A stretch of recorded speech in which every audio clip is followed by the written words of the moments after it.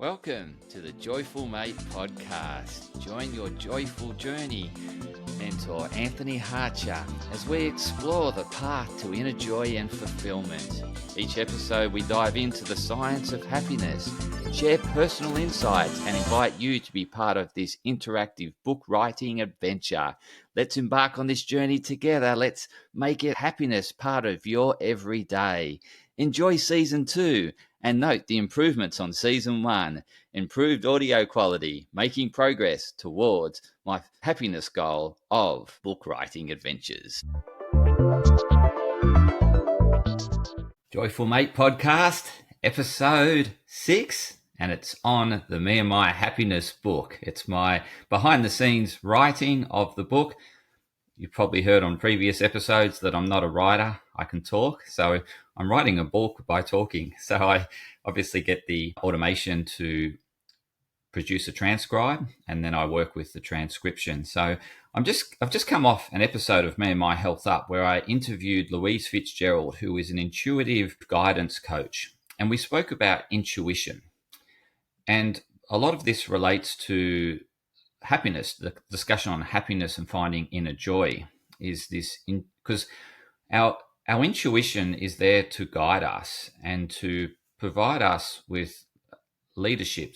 It awakens us to things that we haven't loved or been grateful for, and it keeps reminding us of those things. And this pops when we're most calm. So when we're in that sort of alpha, probably a bit out of alpha, maybe more alpha theta state. So it's where our brain waves are really low. They're not high. They don't have a high amplitude. They're longer wavelengths. And so it's where the brain slows down. So we can only tap into our state, this alpha theta state, is when we're in a relaxed state and we're really not in a hyper stimulus state. So, and where I'm going to with this is when we're anxious, we're in this high beta wave state.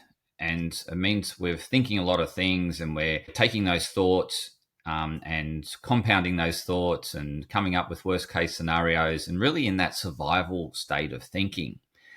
And whilst we're in that survival state of thinking, we're basically fleeing or fighting a threat, or we're chasing for some prey. So we're in that animal state and it's all about survival. We're not in that transcendent state, and the transcendent state enables us to access our prefrontal cortex. And when we're in that prefrontal cortex, we're in a much calmer state. So in order to get to the prefrontal cortex, we need to calm the nervous system. We need to reduce the beta waves and bring it down to a level that we can access our higher consciousness and be more conscious. So when we're in survival mode, we're very much just thinking about surviving, and it's black and white, very black and white thinking. And there's generally one exit, or we see an exit and we just go for that exit. So it's get the stimulus, very little processing, and get the hell out of there. Or it's the stimulus is there, I'm going to fight the stimulus and hopefully win. Or I see the stimulus, which is prey, and I'm going to chase the prey. And so it's very black and white, very straightforward thinking, and it's got a hardwired response.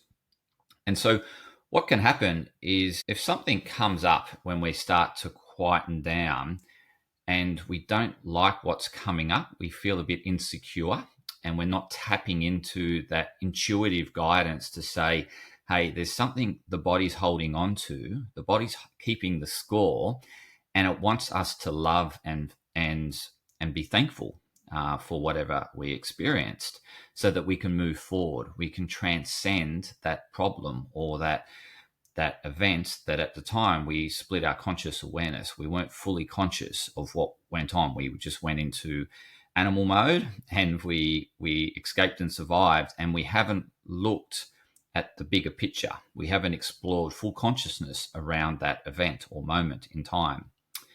And so what the intuition is going to do is keep bringing you back to where you're holding that emotion in your body And then you're going to feel it, and it feels uncomfortable because it's got memories associated with that event or past. And it then results in anxiousness and insecurity. And if we keep running away and keep avoiding this intuition that keeps telling us that we're holding on to something that's stopping us from moving forward, what's going to happen is we're going to keep wanting to block it out and keep doing things to keep busy so that we can't feel that. And so it's an avoidance strategy. And whilst we continue to avoid it, we're not growing. We are essentially in survival mode, and we get stagnant because we aren't willing to go back and understand the completeness, the fullness of what happened, and to balance our consciousness or get full consciousness about what happened. And when we do that, we can see what we weren't seeing at the time, and we get an expansive awareness of it, and we're actually transcending our level of awareness and consciousness. And so we're actually growing in that transcending pathway. And how this relates to, I guess, joy and happiness, and that whilst we're running and we're frightened and we're anxious, we can't experience happiness or joy within us. Because you think about, from a survival point of view, I'm only going to be happy if I get away from that predator, right? So happiness doesn't happen to you whilst you're running away from the predator. So if you're constantly running away from something in the past as an avoidance strategy, then you can't experience joy and happiness. You've got no hope of experiencing joy and happiness. There's no chance, because you're fleeing, you're fighting, or you're chasing prey. And you can imagine, when we're in the pursuit of prey, we are thinking everything's tied to getting that prey, and then I'll feel joyful and happy. Because if I don't get that prey, I'm going to be disappointed, because that means I'm not going to be fed. And in today's context, prey is not food. Well, it can be food. Well, it's probably junk food, but it's a lot more accessible and readable, and it's easier to get. And therefore, we require more of it to feel satisfied. Whereas in the past, we wouldn't come across honey all that frequently, right? It would be pretty much a freakish moment, or a chance moment, a rare occurrence, low probability. And so when we did, we lit up and we gorged on it, right? We ate, we just consumed the whole honey thing. We couldn't store it. So we consumed as much as we could until we felt sick. Whereas today, we run into honey all the time. And so that feeling about, or the association about getting that prey, isn't as great today, because it's a common occurrence. The longer the gap, as I mentioned in a previous episode, between what you desire and to when you get it, the longer that gap, the longer the anticipatory thing, the greater the reward. So it's, as I mentioned in a previous episode, it's like climbing Mount Everest. So on the pursuit of that summit, it's so far in the distance that you're thinking, I really want it. It's really important to me. And again, we've got to be climbing the right mountain. We don't want to be climbing someone else's mountain and then realize when we get to the top, this is not my mountain. You want to be climbing your mountain. So the mountain you climb needs to be aligned to your values. And so it's really important that, I guess, circling back to this avoidance and not listening to your intuition when you slow down. So a good cue as to whether you're doing this avoidance behavior is when you start to be quiet, you start to feel uneasy, and then therefore you've got to do something.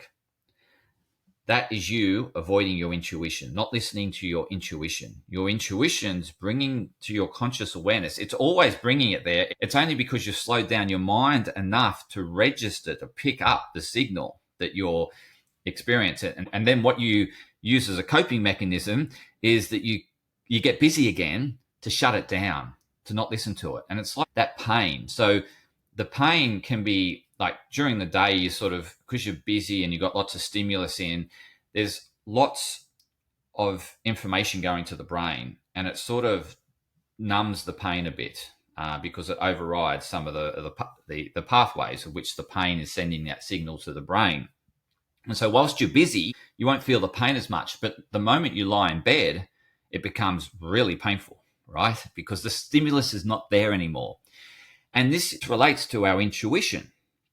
So our intuition is bringing to our senses, our sensory awareness, into like a sixth sense, and it brings us to our consciousness that there's something there that you haven't seen the complete order in, you haven't seen the wholeness in, you haven't been able to love it for as it is, and you haven't been able to express gratitude for what happened because you're holding on to your version of events, the incomplete awareness that you're holding on to, because when you experience that, and it gets you in survival mode, and you feel your life's at threat, you're just consciously aware that you need to get away and to be safe, but you're unconscious of the hidden message that event's telling you. And so, in order for us to experience more happiness and joy, we need to be able to calm the body, tap into our intuitive guidance, and to be able to work through some of these issues or concerns or problems that you've been suppressing. Because the reason why I say that is that in order to experience happiness and joy, you've got to be relaxed. And every time you get relaxed, you get reminded of something that intuition is bringing to your consciousness, and you're thinking, oh, it's making me feel uneasy. I better keep moving. I better keep going. I better keep doing. And therefore, you keep running away from experiencing happiness and joy. And therefore, you have less moments of happiness and joy because you're in this stress state, this highly anxious state, because you're holding on to things of the past and you're fearful of them reoccurring in the future. And so you're constantly running away from life. You're constantly avoiding growing, in essence. And you're stuck and stagnant, and you're on the treadmill and keep spinning around. So it's on this sort of trap that you sort of want to experience happiness and joy, but you can't because you're running away from something that wants to bring to your conscious awareness that you haven't seen the complete order in what happened. You've got a split consciousness towards it, and that split consciousness results in emotions, and the emotions are running you and not allowing you to experience the full set of emotions that we can experience in life when we're living life and growing. So I just really wanted to tap into this insight that I picked up on from this conversation with Louise Fitzgerald on intuition. And when intuition comes to us, we're calm and relaxed. And often when people feel a sense of calmness and relax, they start to feel uncomfortable because their intuition is telling them to deal with something in order to grow and in order to thrive. And they feel a bit uncomfortable with that feeling. And so then they think they need to get busy to block it out, to shut it down. And then they use this strategy as a repeat. It goes on a repeat cycle. So every time they get quiet, they get a sense they need to be busy. And so I think a good indication is if you're struggling to be quiet and mindful, then you're in this avoidance habit pattern. And what we need to do is lean into that space. So as a result of this podcast with Louise, which I'll share on this as well, I'll also post it on Joyful Mate, is because I'm wanting to show to you, I'm stepping into a space through doing this, writing this book, of where I feel uncomfortable. I'm not a writer, but I'm finding my way of doing it. And I'm wanting to share the behind the scenes because I don't want you to see that I've just published a book and not realize the amount of effort and the journey that I've been on in order to publish that book. Because when you're scrolling through social media, you're just seeing highlight reels, and that makes you feel that everyone else is achieving success and you're not. But what you don't see on social media is the behind the scenes. And this Joyful Mate podcast is all about correcting that. And it might not be great listening to at some points in time because I'm showing you the journey I'm on. So I don't have a recording studio every time a thought pops into my mind, every time I want to capture that thought and get it down so that it's incorporated into the book. And so I'm doing this on the run often, and hence the recording's not great, but it's part of my journey, and it's part of you realizing that any success requires work. any success requires a lot of work behind the scenes. And so you're not going just to see that I'm holding up a book that I finally published. You're going to realize that I've been on a year long, a couple of year long, 3 year, could be 5 years. I don't know how long this is going to take me, but I'm on a mission. I'm on a journey. I'm stepping into the space and I'm having a go. What I want to do is bring you along with me so that as you go on this journey with me, you then step into a space that you feel a bit uncomfortable with, and so that you can grow. And so there might be a goal that's been sitting in the back of your mind that you've been thinking, I really want to get onto this, but I keep deferring it because I fear the unknown. And so whenever we step into a space of uncomfortableness or a space we haven't stepped into, we do feel insecure. That's natural because we're in a new environment with lots of unknowns.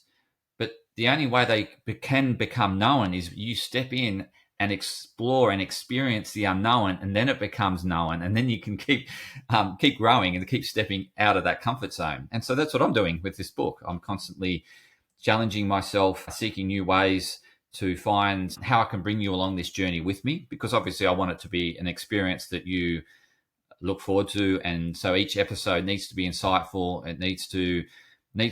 I'm looking to improve the audio quality when I'm walking along the beach. So I'm just brought something on Amazon to help me fulfill that and to help me bring you along with me, as opposed to driving you away and thinking that I can't hear him or he's just muffling. And so anyway, I'm looking at ways in which I can constantly improve the experience of going along my journey. And as you go along this journey with me, I would really love you to tackle that goal that has been sitting there that you really want, that you keep putting off because you're too scared to step into that space. Step into the space with me and go into this unknown journey, explore it, and be curious, and just keep that curiosity there.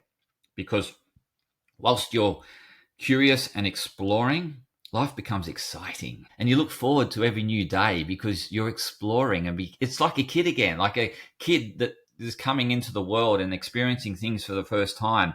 By you stepping into the unknown, out of your comfort zone, you're stepping into that kid world of, it's like a kid in a candy store or a kid in a toy shop, right? It's just all these possibilities, and we lose this because we get scared, and I think what's happened is things haven't gone to plan, and we hold on to that. And hence why I'm bringing it back to what I originally mentioned, is the intuition is wanting you to go back to that, see the completeness, see the order in what you perceive was chaos or disordered, and take the learnings from that and then grow, as opposed to becoming stuck in the past and then wanting to cover up the past by keeping busy in the present. And when you're busy in the present, you can't experience joy and happiness.